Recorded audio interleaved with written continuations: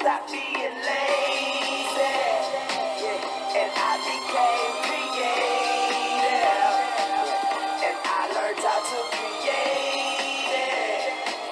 And now that pride's for me. So come see. Oh, come here. Welcome back to the Silver Line and Atlanta Falcons podcast. I'm your host, Sterlington. This is your host, Cam. And we're back at it again with another episode. Unfortunately, we got to talk about the Falcons. And we have had not a positive week. Obviously, coming off our fourth straight loss. Press conferences that we got some disturbing news out of. And we're just gonna get into it. Michael Penix Jr. That man said he ain't been receiving help on the sidelines. They asked him straight up, who does he look to when he need help on the sidelines? And thankfully, he was just honest, and he said, "Yeah, I talked to my old coaches or whatever, or I just kind of pump myself up." He said he gonna look in the mirror when he needs some help, apparently.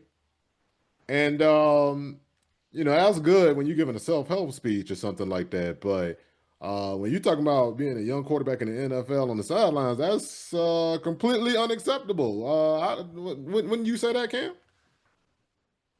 I couldn't agree more, man. It's completely unacceptable. It reminds me of the Bears last year with Caleb Williams and Matt Eberflus. It's Eberflus-esque. I'll say that, because how do you draft a guy with the number one pick? You tank, and then on top of tanking, you use your number one pick draft capital on a quarterback. How are you not investing in him? How do you not have a QB coach? How do you not have somebody going over game film with him? And then you have that exact same situation here in Atlanta, and I'm thinking, are we a bad franchise? Are we run poorly? Does Arthur Blank trust the wrong people? Is Rich McKay to blame for all of this? Are they doing all of this just to save their jobs because they know Arthur Blank is a loyal man who won't fire them? Because at worst, Raheem and Zach could get let go. The coaching staff could get let go. Maybe Terry could get let go. Is Rich going anywhere? Rich ain't going nowhere, man. And granted, I don't think it'd be any better if we brought in Bill Belichick, given the fiasco he's got going on at UNC. And let me chime in real quick, because I'm glad you brought up Bill Belichick, because that was one of the funny things about hearing this news that's kind of disturbing to me, that really pisses me off, right? When I think about to myself, I say, what was one of the things I didn't like about the idea of Bill Belichick? It was that when he didn't have Tom Brady, when he had to bring in a young quarterback, Mac Jones, who had a good year, made the Pro Bowl as an alternate, as a rookie, and then you double back and don't have a quarterback coach on the roster, and then you turn around and assign a former defensive coordinator as his offensive coordinator, and the quarterback fails, and then y'all blame the quarterback. I think that's bull. And I saw that, and that was a big concern for me with Bill when it came to developing a young quarterback. He hadn't shown outside of Brady that he know how to do that. And quite frankly, Brady is old. Brady been in the league pretty long. Brady was 20 years in the league. He don't know how to do that anymore. He don't know how to develop and help a young quarterback anymore. But I just figured that, all right, that's what happens when you have the same quarterback for 20 years. At some point, you don't need him to have all of that extra attention, and that's what you do.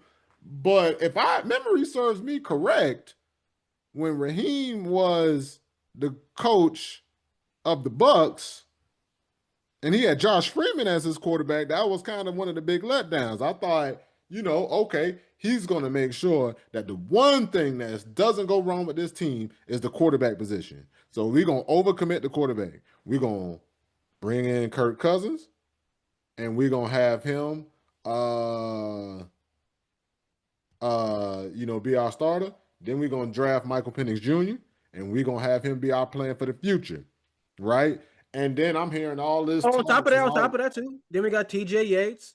passing game That's coordinator, what I was going on next. QB I was coach. going to say that we I was brought like, in yeah, basically a QB coach for every individual QB. We basically had enough QB coaches on the roster that there should have been enough coaching for every QB on the roster to have their own coach that they work with primarily. And you tell me all of that, and then I gotta find out. You gotta find out. The fans gotta find out. Hell, the owner is probably finding out. Arthur Blank is probably finding out with the rest of us, despite the fact that he the boss. They probably finding out with the rest of us that Michael Penix Jr. not really getting coached on the sidelines. He over there looking on the iPad by himself. Like I'm like when one of the things that came up with when you brought up Eberflus was with that Caleb Williams watching film by himself. I'm like, well, hell, if Penix in the game, not getting coached in the game when he's playing, you can say, hey, Penix, on this play, let's do this instead. Let's make this read instead. If he's not getting that, then why would I believe that y'all helping him in film study? Why would I believe that? Why would I believe he's having somebody sit there and watch film and go side by side with him and coach him up right then and there so that he know what he need to do to get better? Why would I believe that? You know what I'm saying? So yeah, sorry to interrupt. I know you was talking about Bill Belichick and the state of the franchise and our weird curse franchise, but I felt fired up about that. I'm like, what? You telling me with all that investment, you couldn't go the extra mile because you can't just invest assets in the NFL. That ain't how the NFL works. You invest in the players, but you got to invest in them. Part of that investment is the coaching. Like, damn, Dan Quinn, we just walked Dan Campbell say, all right, I'm taking over play calling. Boom, Lions put up 44. coaching development is a big thing, man. It's a reason why certain teams are perennial winners because they have good coaching. There's a reason why the Eagles always have a good offensive line because they have a good offensive line coach. There's a reason why these things happen, man. And to see my QB, the QB who I believe in so much, a young guy who, despite his flaws, despite some slight accuracy issues, there's nobody in the building helping him figure this out. Are you kidding me? That's a fireable offense. Especially, and now it explains why the season is going the way it is. I get Raheem being a hands-off coach, but this hands-off approach ain't working, man. There's a reason why I brought it up in a podcast earlier, man. Talking about like a coach like Nick Saban, where he likes to nip things in the bud early. He doesn't like when little molehills become mountains. He don't want that to happen.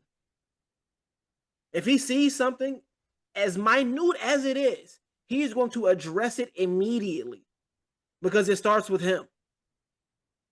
And you see how the way Raheem runs this program, this regime, and it's kind of the complete opposite. And it's evident in the play because these guys seem unprepared on all phases of the ball. Defense, the least amount. They're not immune from this. Defense, the least amount because they've taken a big step. We've had 13 sacks in the last 2 games. We as fans are evident of that. So we gonna take a step back and with blame on the defense. We're gonna take a step back from that. They aren't pardoned, but they're gonna get it later because they got to figure out how to stop this run. But yeah, special teams, when it matters the most, they hadn't stepped up, and the offense has been terrible this year. It's been terrible. There has been no clear-cut direction. And I get us trying to figure it out, trying to add some more play action, trying to do this, trying to do that, but it's not working, man. I think you said something interesting, bringing up Raheem being a hands-off coach, because I remember that used to be Dan Quinn's thing. Dan Quinn, he was a very hands-off coach. You know what I'm saying? He believed in, hey, if I bring coaches on, then this is what I bring them on to do. And when you go back and look at that coaching staff, it's like At least the 2016 one. You look at it, you say, all right, I see the vision. I see the vision. You know what I'm saying? He got like 5 future head coaches on that staff. It makes sense then. You know what I'm saying? But if you gonna have that hands-off approach, you damn well better have the right guys in charge of these coaching duties. Because when we saw Dan Quinn not be under those guys and not have the right coaches in place, it all came crashing down and fell apart.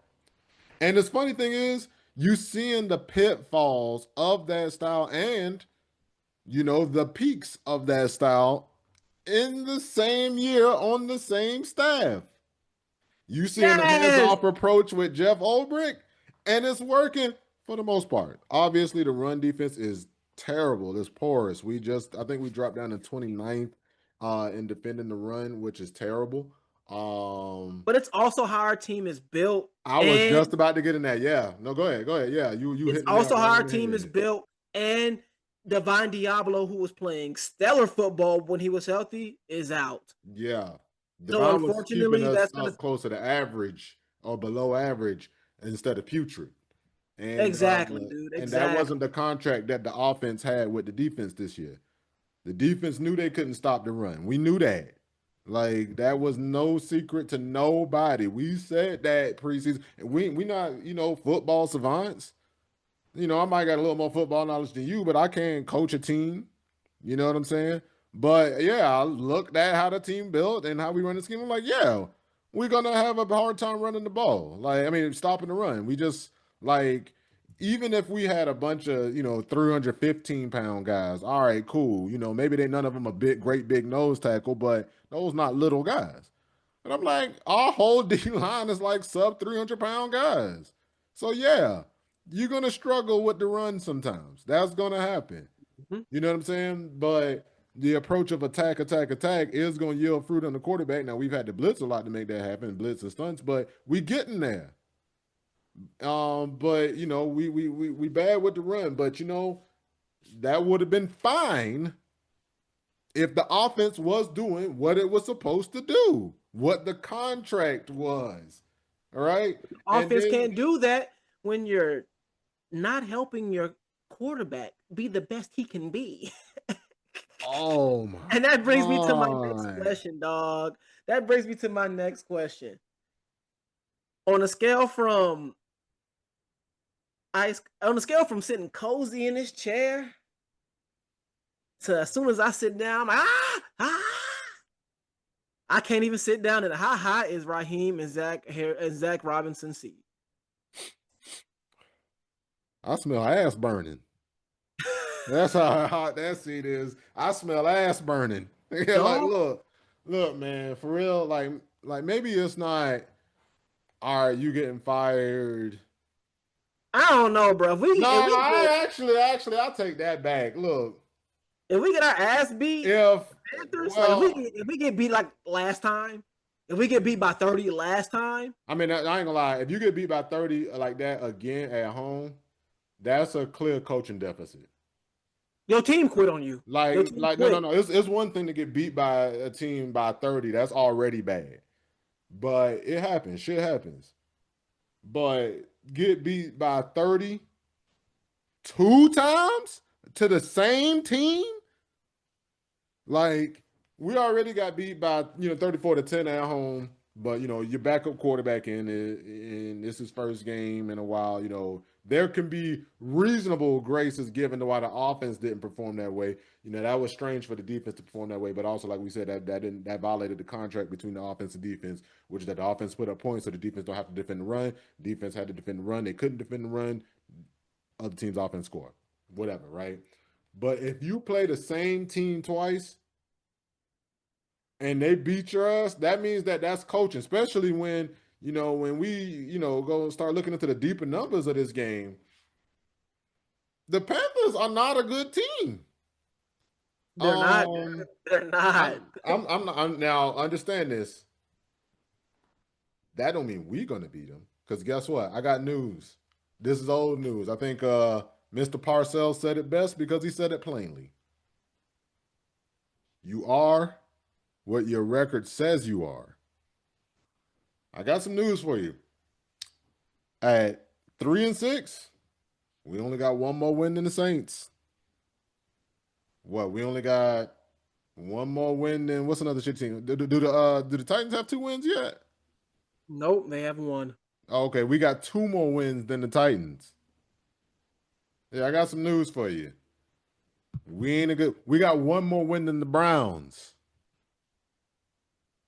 Yeah, we got one more win than the Jets. Mm-hmm. I got news for you. We're a bad team. We're a bad team right now. When teams look at the schedule, they look at us and they be like, "Oh boy, we got the Falcons. That's the W." That's how they look at that. All right. So that brings me back to you are what your record says you are, but also it is a little deeper than that. Because man, when you look at the Panthers, it's like, oh, these dudes are not good on offense. They do have one linchpin that we don't have, which is that they do have an identity a little bit. They can run the ball. You know what I'm saying? And that's scary going into this game because they playing us. Obviously, we had a deficit there. But they also are awful at throwing the ball. So I could see this being one of them games where, hope maybe we pull in the Miami game plan and see if we can improve on that and maybe stop that. But point being is if we get smoked by Miami, I think at 3-7, you might need to consider that your season's over. I don't want to say that you have to because at 3-7 you aren't mathematically eliminated. You can run the But table for 10-7, but at 3-7, you just doubt it. you doubt it, right? Yeah. But at 3-7, at 0-3 in the division, with the offense looking bad again, because I'm assuming if we lose this game, the offense is gonna look bad. If this turns into a shootout and the offense looks good, but the defense looks bad, maybe you could justify hanging on to Raheem. Um, It's just like it go back to what I said before. I feel like you almost got to focus more on developing the quarterback at that point. It's basically the part that I'm getting at. It's like, all right, look, maybe we not winning games, but if you at least showing me you developing the quarterback, that you getting the team where it need to be, then maybe we can figure something out. Because But if this is what he can do by himself, imagine what he could do with some actual coaching. So like, and that's the part that kills me, dog. And I've said this so plenty times before. This is your second chance as a head coach, and it might be your last chance as a head coach. And you hit your wagon to 2 first-time play callers. Jim Harbaugh would never. Like, Jim Harbaugh drag oh, Greg Roman everywhere he go. He be like, "Hey man, maybe I need to change later, but I know this guy know how to run the ball, and I know that we'll put up some points every now and again. We give oh, you a it quarterback." kills me, dude. It kills me. Like, are we serious here, dog? And I'm just like, and that just shows me something else. Poor decision making. Because why would you think that's a good idea? It's poor decision making. What makes it a poor decision too is not even just that it didn't work out, but that's what you thought in the first place. That's what I'm saying, dude. It's just poor decision making. And I'm just like, that's why the franchise is where it is, because it's just poor decision making from top down. Psst. Hey Cam, you seeing this shit? Oh yeah.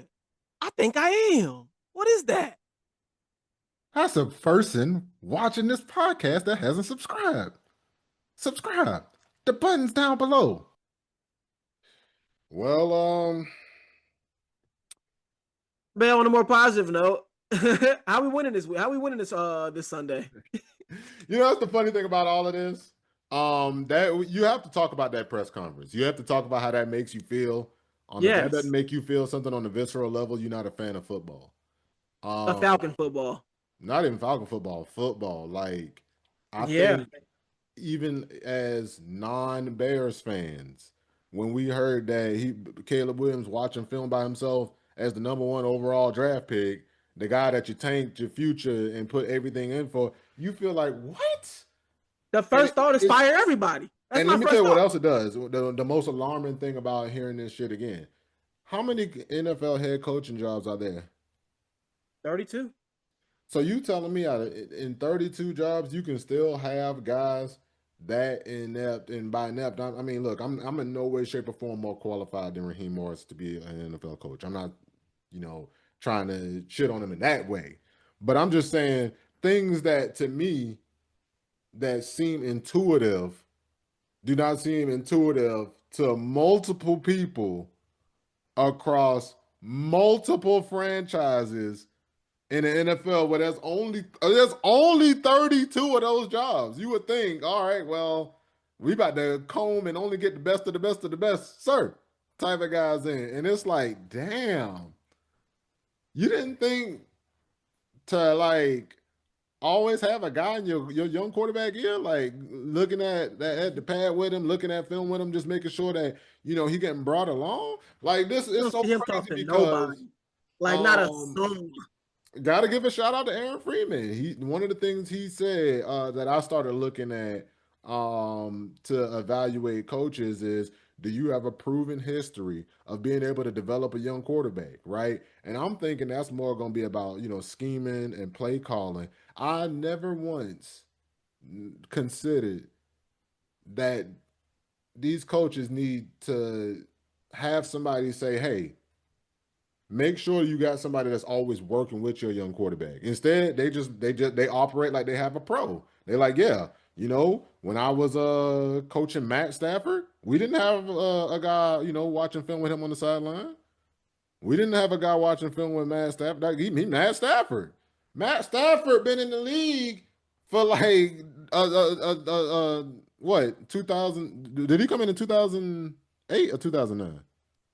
But say over 15, 15 16. years. Matt Stafford is almost fucking 40.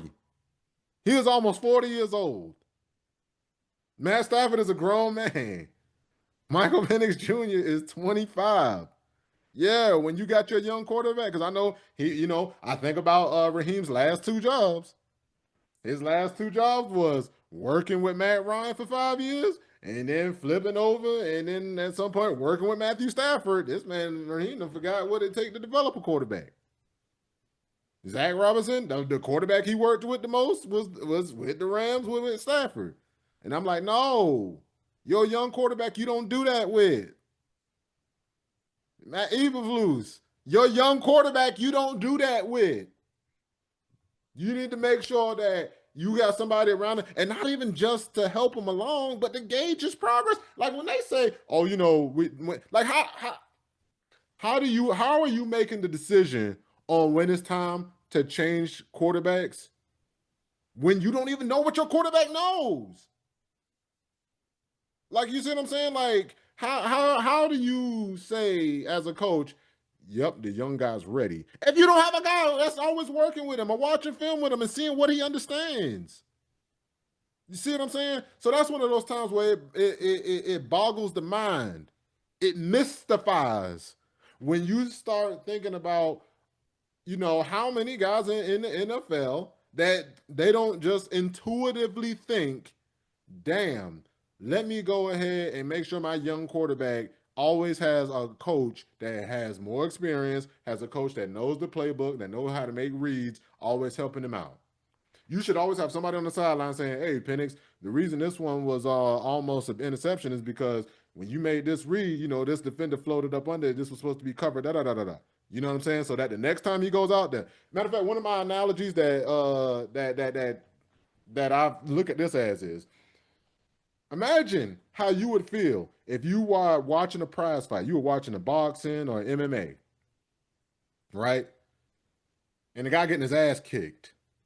And then he go to the corner and none of his cornermen are saying anything to him. It's the same thing. Nobody is feeding him information. Nobody's saying, "Damn, bro, he really like kicking your ass with that jab, but he like really pulling his shoulder." You can kind of telegraph that and knock him out with that.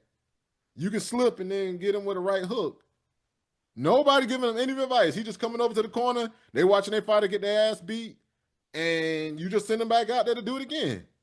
They just like give him some water, ice him down, put a little Vaseline on, and say, "Hey, you got it." Yeah. No Oh pointers, my no God. pointers, nothing. Oh my God. So I think about that, and that's egregious. It wouldn't take a genius to look at that and say, oh, he need to get new corner people. What the fuck is he doing? And that's what's happening here. That is an egregious thing to me for a young guy to have to be dealing with. Like that just should not be something a way that you operate. And I get it. You know what I'm saying? I try to be understanding. I try to say, hey, these guys have been coaches for so long. Sometimes, you know, when all you've been working with is veterans for so long, you forget that young guys don't operate that way. We, like I said at the top of the show, goddamn Belichick, the greatest coach of all time, did the same thing, ruining his legacy as we speak. People thinking that Belichick is a bum now. People really thinking that. And quite frankly, if most of what you saw was the part after Brady, I can't even blame you. You know, but yeah, look, if we focus on this game, right? Obviously Raheem getting outed like that, I assume that this week they're gonna really try to make sure Penix is getting the attention that he needs. Because obviously the camera's gonna be looking extra hard this week. We'll see, man. We'll see. You better believe a camera gonna be on Penix on the sideline every fucking week from here on out. They're gonna be watching Penix from the sideline. I think we still got one more primetime game. But we still got the Bucks, right? Thursday night? I want to say so, yep. Oh, okay. So we're gonna see that camera on them. And you better believe, I guarantee you, they're gonna be all over it. Because I'll give Raheem this, you know, and I can't believe I'm getting forced to say this, right? Because what's gonna happen is Raheem's gonna make sure that Penix gets a lot of extra attention. Penix gonna go out there and he's gonna play well. And everybody gonna jump down Raheem's throat, rightfully so, saying, why didn't you been do this? And then I'm gonna get forced to say, hey, look, he was making a mistake. The mistake got brought up to his attention, and he fixed it. But I'm at the hoping same that's how time, it plays out. I'm fingers crossed, praying that's how it turns out. look, That's the best outcome. man, you know it's how it's gonna turn out because they can't let us down by losing. We're at the part of the year where loss is kind of a good thing. That mean that, we about to get this bozo out of here.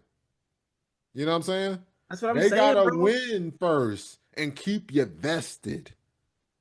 You gotta think the team still has a chance before you can get punched in the dick. Like, hey. Did you feel like you got punched in the dick when we lost to the Colts? You know what's funny? I feel like that one hurt a little bit more than the one against the Patriots. Like the one against the Patriots, like a little tap. I was like, boop. He missed the field. He missed the extra point. Little boop. Little tap. The one against the Colts felt like a Oh, a little nut check, huh? felt like a little nut check. It didn't at all because in both of those games, when the game got tight and it looked like the Falcons was about to do something about it, I didn't get excited. I didn't get high, low, or nothing. I just was like, See, I didn't get excited. I've seen this movie before. Let me see the end. It's I wasn't Like, excited. hey, when he went out there for that extra point, let me see how it is. When we scored with like what, a minute and a half, maybe was it more than a minute and a half? I think it was more than a minute and a half left. I said, wake me up when the game's over. Ain't gonna lie. That 3rd and 22 or 3rd and 21, that play, I clapped. I got a little excited because I was like, but I was like, we were 2 plays away. I was like, if he get more than 10 yards on this play, though, they're getting this 4th down. Yeah. And sure enough, got that 19-yard run, and I said, there it goes. I knew better. So I didn't feel like I got punched in the dick. I felt like that's what was gonna. I felt like that's kind of how it was gonna play out. And look, I'm waiting for the Falcons to do that thing they do where they win a game and get you back into it. And honestly, it would be so great. It would be so Falcon so Atlanta Falcon for them to win this next game, go on that 3-game winning streak, get back to 6-6, and then finish the season 7-10. See, that's how I'm anticipating it going. But hey, like I want to believe we can get it right this week because the Panthers aren't that good of a team. But at the same time, I just Neither are we. after hearing how we're treating our quarterback, our starting quarterback, I'm like, I feel like the same thing was probably happening with Bryce Young, but like I just keep looking at Bryce. I'm not gonna lie, man. Bryce no, Young. Canales is a way better coach. No. Canales, yeah. I'm talking about Matt Rule. Yeah, Before I mean not Frank Reich. Frank Reich was I think Frank Reich was it Frank Reich or Matt Rule? Which one was I want to say it was Frank Wright. I want to say it was Frank Reich too. And then Dave Canales had to bench him a little, and then he came back a little. But I ain't gonna lie though, Bryce ain't been what I thought he was gonna be this year. He kind of still just I don't know, but we can't really stop the run, so that's where it gets scary. Because Dowdle done had some games where he done lost his goddamn mind, and he about to face one of the worst run defenses in the league. But when you talk about a team that is perfectly mid, the Panthers on defense, they perfectly mid. It's just that pairs well when you have a good running offense and you can control the clock. So basically, with this game, um, and maybe I do have a little too much confidence because basically what's going to have to happen is something that basically has happened. What one, maybe two, maybe 3 games this year. Yeah, 3 games this year. Where the Falcons jump out. Oh, all 3 of our wins. Where the Falcons jump out in front of the other team, and then our defense can really tee off. It didn't really work out like that against the Washington. The Washington actually kind of pulled it back a little, but the offense jumped out on Washington, and Washington tried to fight back, and we got the W there. We jumped out on Minnesota, got to unleash that defense on McCarthy. And, we took care of business there, and then we jumped out on Buffalo. Buffalo could have kept running the ball and maybe got back in it, but that's what it's gonna take. There's gonna be a game where we're gonna have to jump out early. We're gonna have to keep getting the pressure that we've been getting and actually getting home. The last couple games, that's been a thorn in our side with Bryce Young and with Baker Mayfield. It's like an NFC South quarterback thing where they slip that pressure, and then that ruined all those plays where you got good pressure. You just needed to get the quarterback down. But we done faced mobile quarterbacks, and we kind of figuring out how to get home against these mobile guys. And so I'm hoping we can do that here. Now this, the Bryce is a little more on the elusive side than Daniel Jones. Like Daniel Jones is a good runner, but I wouldn't say he's as elusive as Baker Mayfield or Bryce Young, and I wouldn't say Drake May's kind of elusive, but I wouldn't say he's as elusive as them either. Um, so it's gonna come down to that. If we can put up points, I think and I want to say, we'll lock up the Panthers, but hell, I mean, I know you can't really even look at it this way. Last year, Jimmy Lake and his awful defense let them put up 40 points, and then they scored, 24 on their offense this year, with their offense this year. But, you remember how many of those times was because of field position, where, again, I have to start putting in these caveats about the Falcons because I'm like, well, how are we going to play the field position game this time because of our special teams? We're not going to get any good field position because of our return game, and we're going to have probably a Bradley Pinion shank, or we're going to have Zane Gonzalez miss a field goal and give the other team good field position. So I think that's going to be another key to the game, especially considering how the last game went, where our defense got hosed because the Panthers kept getting the ball in good field position. I think ultimately we gotta improve our play on special teams. We also gotta improve on third down, bro. We are like one of the absolute worst teams in the league on third down. It's so crazy because when I say the Panthers are Not that good. Like they are like right there with us in a lot of bad stats, right? So we are 27th in points per game at 18.7. The Panthers are 28th at 17.7. They don't score no fucking points. All right.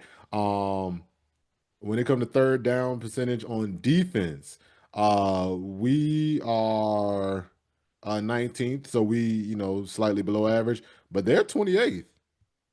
They give it up on third down on defense. But despite the fact that they're 28th on third down percentage on defense, we're 29th in third down percentage conversion on offense.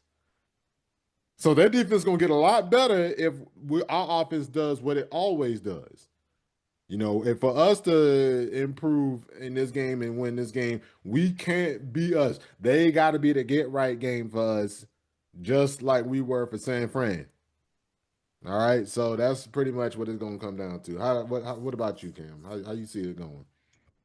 Man, I see it going one of two ways. Either we win a close one, or we get our ass kicked. Like we'll see, man. I know one thing for certain: they know how to run the ball, and we are poor at it. So I know they are going to try to dial up some. Their offense is going to be run heavy. They scored 7 Run points he- last week against the Saints. Just a reminder.